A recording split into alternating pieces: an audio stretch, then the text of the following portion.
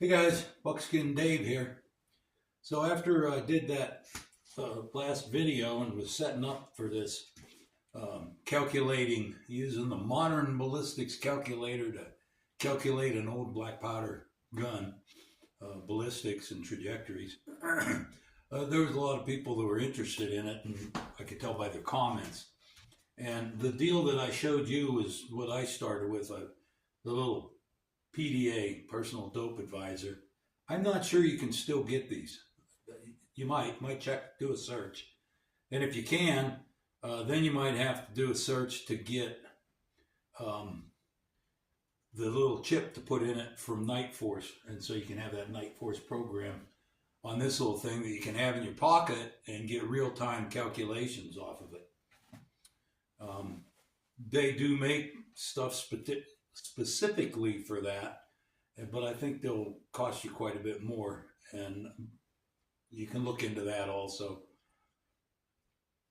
When I did this one, this along with one of the little Kestrel weather stations served me good because I can get all the weather data and stuff, and then punch it into here. What I found is, because I know that you can get these on your phone. So I spent a couple hours the other day trying a few of them out. You just go to your Google App Store, if you have a smartphone. Go to your Google App Store and punch in ballistic, I don't know, just ballistic calculators or something of that nature, and it'll come up with a bunch of them. And I went through a bunch of them. Some of them they charge you, some of them give you a free trial, and then they charge you. And but some of them are free. And I downloaded one called ballistic calculator. I'd love to show it to you, but I'm filming this with my phone, and it's on my phone. The logo is a target, and it's all blue. It's heavy blue lines with a blue bullet on it. It's free. I put it in my phone. It's a little tricky to get to figure out how to use it and get what you want out of it. But I thought it was a really, really good program. And I ran up some of the ballistics that were in this Nightforce. I put all this stuff on there. And it came out to where the chart was about the same. One of the good things about the phone, if you turn your locator on, some of the stuff it'll put in there, it'll put your altitude in there for you, because your phone will calculate that, and it'll, or your locator on your phone will calculate that, and it'll put it in there. So there's a couple things like that'll help. One of the things that program had in it, it didn't have in it, that I like, is the ballistic coefficient. The ballistic coefficient is important, and most of the time you will find it. I'll use this one here. This is just a Lyman loading manual, and the ballistic coefficient will be like right here, the BC. I don't know if it's going to focus on there, but anyway, it's right here to BC. So that's one place to get it. That's an important piece of information. Another place to get it is the Nightforce program has a library of ballistic coefficients. And so that's kind of helpful. Anyway, that's another place that you can get that. I also have, when they sent me, I did a series of videos and stuff years ago for a magazine called Tactical Gear. They're probably still on the internet if you look into there. And one of them was first round hits I did. And I used this system to make a first round hit with a 308 at 1,000 yards. Nightforce sent me this, and they also sent me a disc that I put in my computer. And that's in here. So grab a cup of coffee. I don't know why I didn't tell you to do that. And go come on over here and I'll run this up and show you some of the things it can do. So I'm not sure how well this is going to work.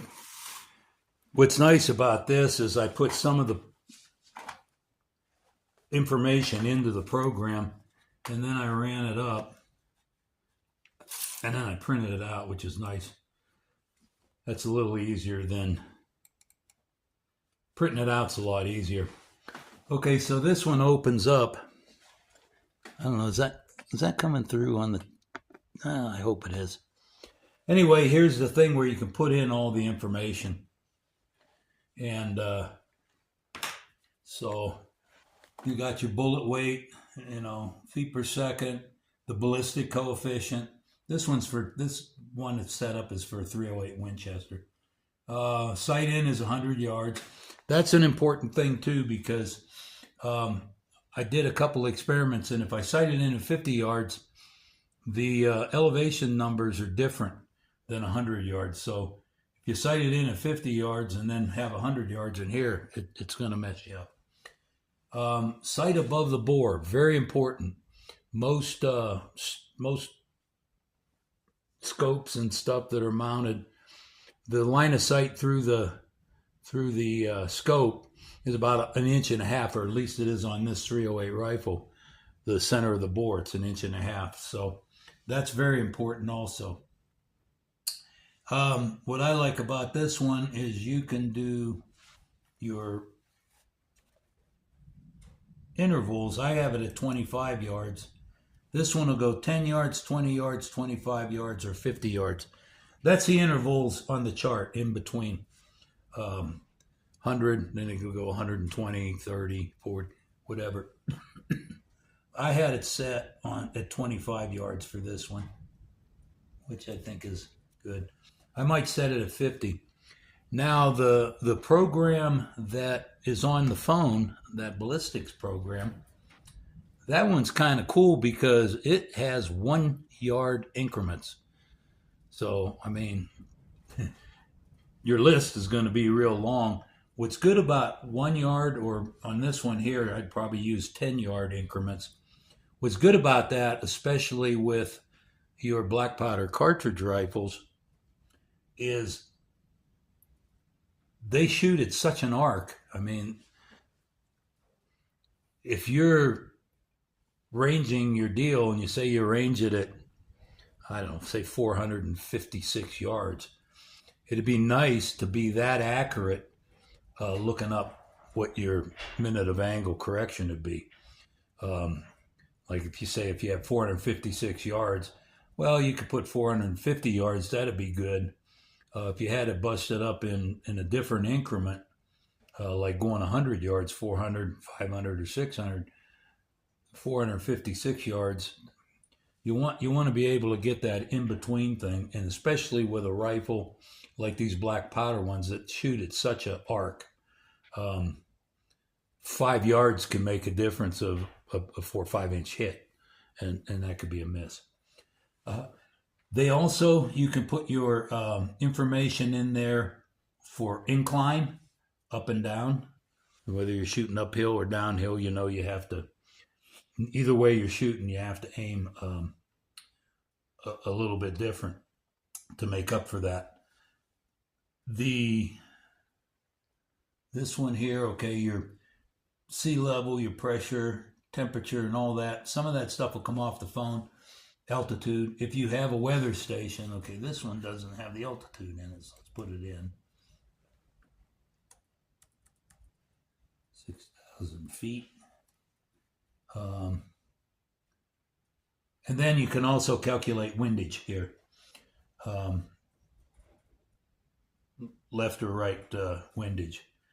If you know the wind's blowing 3 or 4 miles an hour or whatever, you can put that in there, and then it'll tell you how to adjust your windage too in minutes of angle or whatever system you're working with.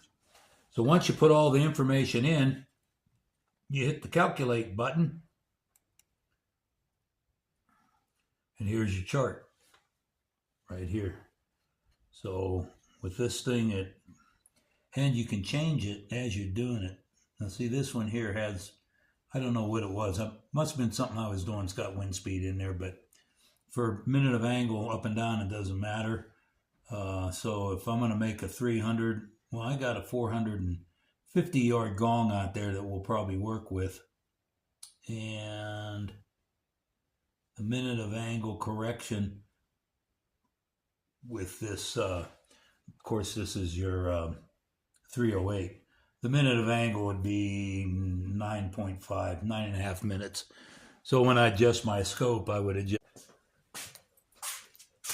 Yeah, I just happen to have the disc, and this computer doesn't even have a disc player on it. I had to have an external one. So anyway, those are just some other options.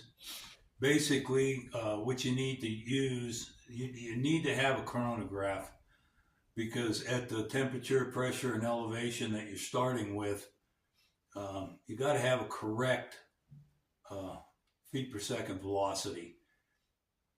The feet per second velocities that are in your loading manuals, they're just a guide. They're just a sample or kind of a guide, and very rare do any of mine come out to what they say in there. Usually they're close, but it gives you an idea. But you want a precise one, so we'll have to shoot it through a chronograph. We're going to do that. It's so freaking windy out there, I'm not doing anything outside. However, I might throw a few rounds because I need to shoot a few of these up and load some bullets for this, load some shells for this. So when the wind does decide to go away, we can do our experiment. So anyway, also yardage. You're going to want a precise yardage estimate from to put.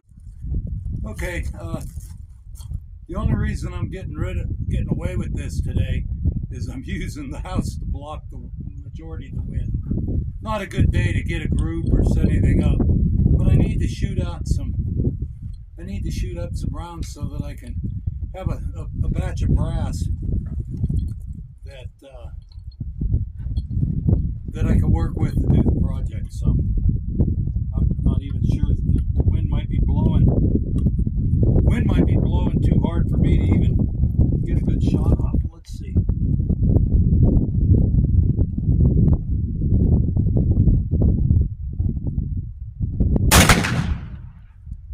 Wow. The wind there is blowing the rifle around. Let's try another one.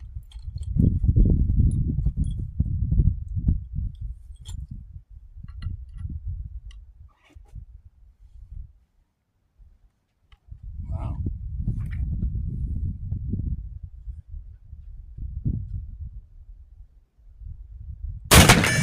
There we go, that was a hit.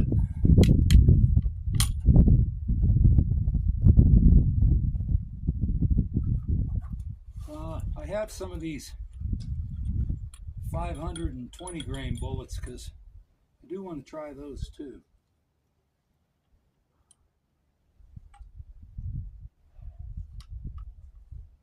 I don't know where they're hitting.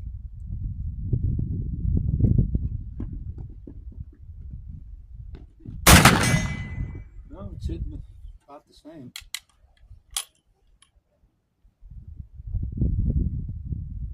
Anyway, this is a little further away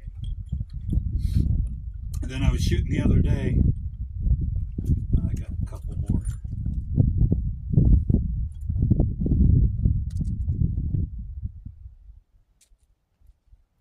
Some of these are full black powder loads. They're not duplexes. Man, are they filthy. But, like I say, we just need to get some brass.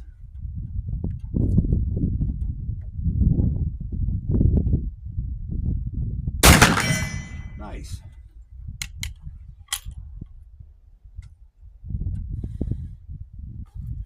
Well, I'm going to shoot out a few more of these if the wind don't blow the camera over. But stick with me as the weather, we're supposed to be getting some nasty weather. Supposed to be a pretty good storm blowing in. off the ocean, and by the time it gets to me, it might not be bad, but we're going to have some 20-degree highs here next week and maybe some snow and stuff. So I'll try to work it in and out with the weather. And usually when them storms are coming in, the wind is blowing really hard, and that is our worst enemy. Anyway, I'm Buckskin Dave. Stick with me. I hope some of that information kind of got the juices turning of what you might want to do if you want to try this at home. Anyway, have a great day. I'll see you next time. Bye.